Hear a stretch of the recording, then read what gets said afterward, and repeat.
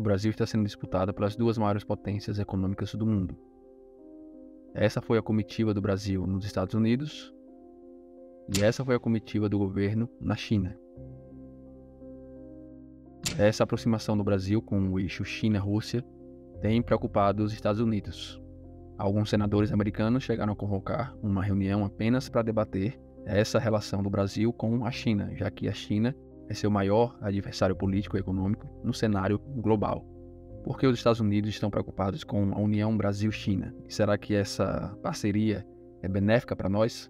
Ou seria melhor o Brasil não se aproximar tanto do Oriente para não sofrer algum tipo de retaliação dos americanos? Assista ao vídeo e descubra como o Brasil pode tirar algum proveito dos dois lados e se posicionar no cenário econômico global. Eu sou Oliveira e você está assistindo ao Fortune. Não é de hoje que os Estados Unidos e a China são rivais e disputam território político no mundo todo. E sabemos que isso se dá pelo fato de serem países com ideologias político-econômicas completamente diferentes. Enquanto a China é um estado declaradamente comunista, apesar de gostar de um dinheirinho, os Estados Unidos são um país que, desde a sua independência, opera com um modelo político-econômico liberal.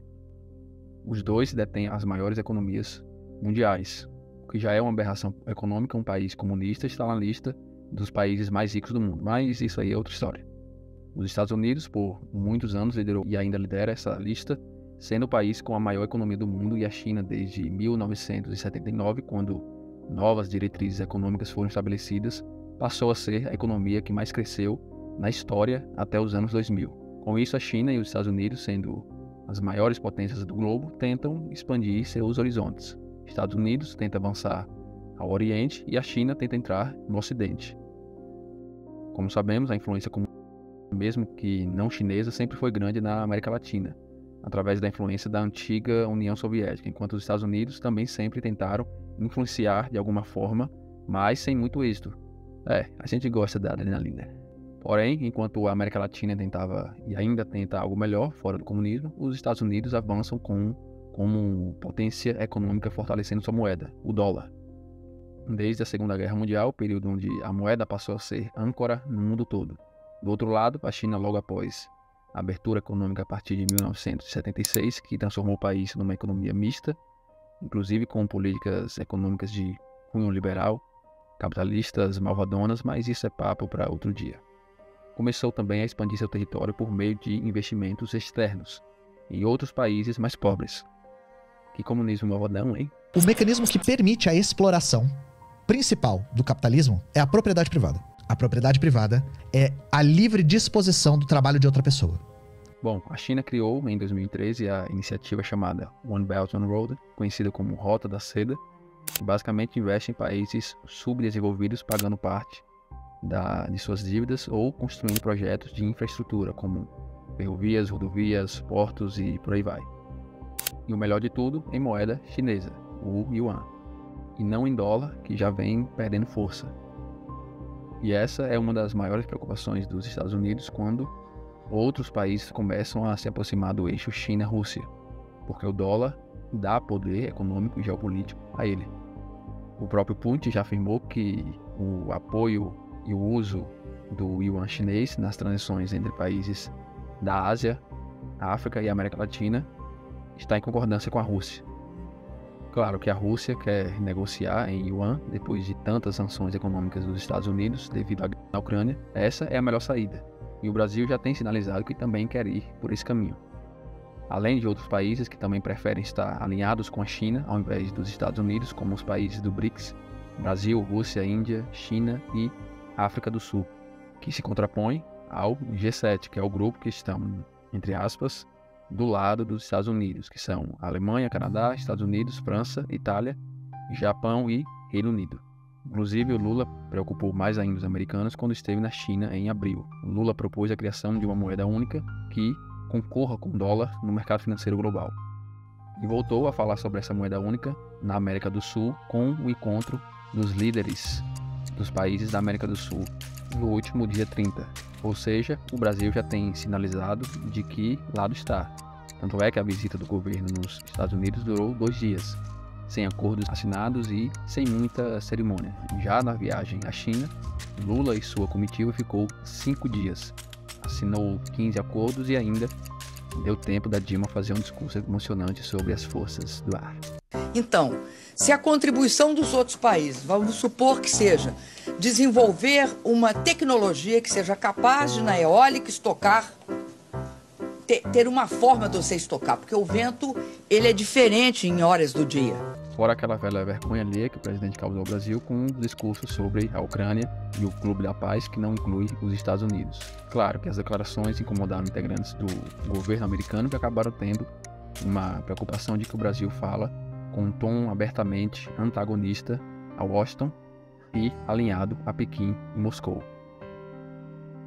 Alguns senadores americanos convocaram uma reunião para discutir essa relação entre Brasil e Estados Unidos e anunciaram planos para combater a influência chinesa no nosso país. O líder dos democratas, Chuck Schumer, advertiu dizendo o seguinte: o governo chinês não hesita em sua busca para dominar o século XXI. Se nós, os Estados Unidos, descansássemos sobre os louros, se deixarmos o partido chinês nos vença, isso teria consequências sérias para as nações democráticas.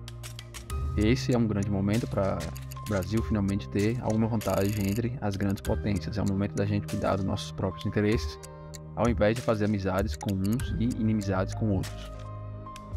A senadora democrata Jeanne Shaheen ressaltou que o Brasil é o único país da região que não está na rota da seda chinesa, e essa seria uma oportunidade para os Estados Unidos se destacarem.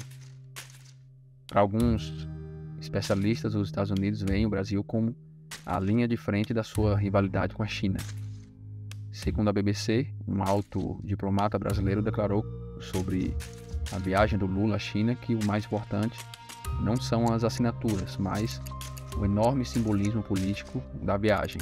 Primeira de um líder estrangeiro após a recondução do Xi para um terceiro mandato.